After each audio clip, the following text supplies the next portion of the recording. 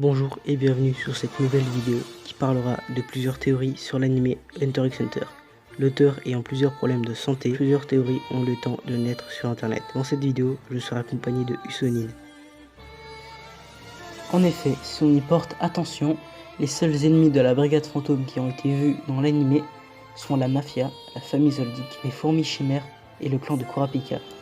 Chacun ont été des criminels, à part le clan Kurapika, ce qui nous amène à penser que le clan a été en effet criminel, et pour l'instant cette théorie ne peut être contredite à cause du peu d'infos que nous a laissé l'auteur. Vous pourrez en débattre en commentaire.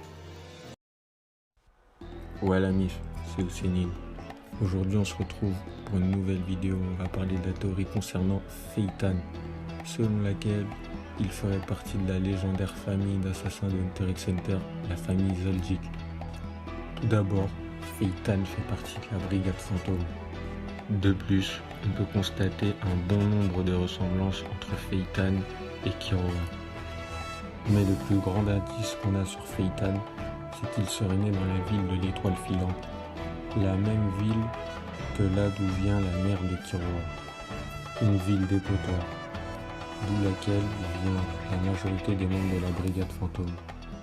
Vous inquiétez pas, lui c'est Shinzo, c'est mon acolyte mais il parle pas. Il fait pas grand chose à part jouer à la Switch, il sera là dans la plupart de nos vidéos. Bref, revenons à notre sujet de départ. Et accrochez-vous bien parce que ce que je vais vous dire pourra en choquer certains. Non, je rigole.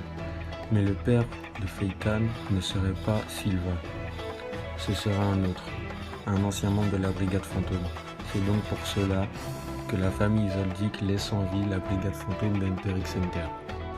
Mais bien sûr, ça reste une théorie. Personne ne pourra dire si cela est vrai ou faux, tant que le dessinateur d'Hunter x Hunter ne sort pas la suite. Mais aussi, nous savons que les membres de la famille Zoldyck ont les cheveux blancs quand ils sont du naine de la transformation et ont les cheveux noirs quand ils sont du naine de la manipulation.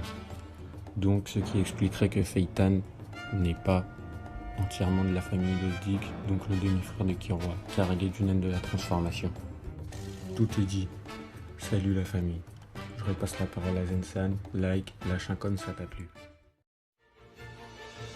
Nous allons nous pencher sur les cartes de Grid Island et plus précisément la carte numéro 7. Je vais vous lire sa description.